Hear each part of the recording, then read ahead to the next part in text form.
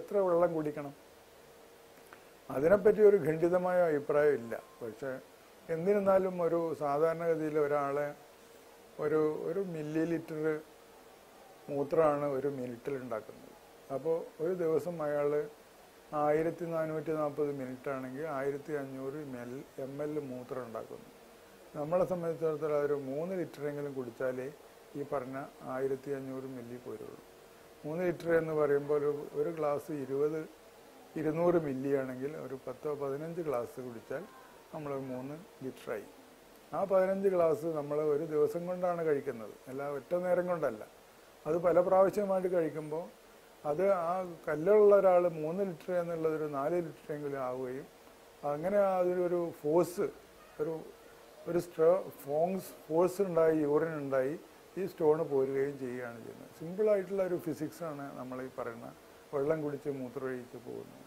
പലതും നമ്മൾ stone surgery ചെയ്യണം എന്ന് പറയുന്നതൊക്കെ മൂത്രമൊഴിച്ച് എത്രയോ ആൾക്കാരുടെ പോയത് നമുക്ക് അനുഭവമാണ്. ഓപ്പറേഷൻ തിയേറ്ററിൽ കൊണ്ടുപോകുമ്പോൾ തന്നെ സ്റ്റോൺ മൂത്രമൊഴിച്ച് കാണിച്ചത് വരെ എനിക്കുണ്ട് അനുഭവമുണ്ട്.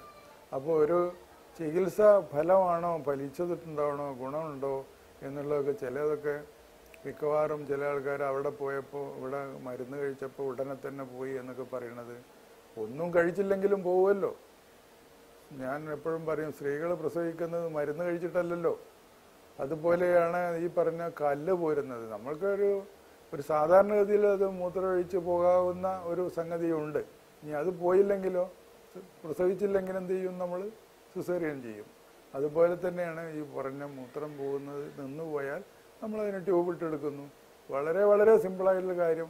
വളരെ ആൾക്കാർ കോംപ്ലിക്കേറ്റഡായി അതാണ് ഇതാണ് പലതും ചികിത്സയിൽ ഇത്രയധികം അഭിപ്രായങ്ങൾ കിട്ടുന്ന വേറൊരു ചികിത്സാ രീതി ഉണ്ടോ എന്ന് ചോദിച്ചാൽ സംശയമാണ്. എല്ലാവർക്കും അഭിപ്രായമാണ്. അഭിപ്രായം ഇല്ലാത്ത ഒരാളുണ്ടോ? ഞാൻ കാണുന്നവരൊക്കെ നമ്മളെ എങ്ങോട്ട് പഠിപ്പിക്കും, ഡോക്ടർ ഇവിടെയാണ് കല്ല്, അവിടെയാണ് കല്ല്. എനിക്കും കൂടി ഞാൻ ഒരാളോട് പറഞ്ഞു, എനിക്കൊന്നും ഒരു ചാൻസ് കൊണ്ടോ ഞാൻ എന്തെങ്കിലും ഒന്ന് പറയാൻ. എല്ലാം അയാൾ തന്നെയാണ് പറയുന്നത്.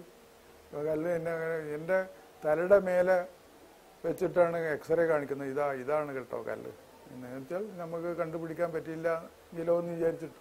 ഇത്രയുണ്ട് ആൾക്കാരുടെ അഭിപ്രായങ്ങൾ ഇതിൽ.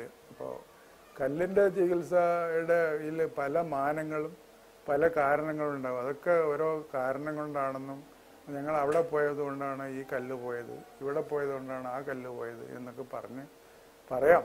പക്ഷേ ഇതിൻ്റെ ഒരു വാസ്തവം ഇതാണ്.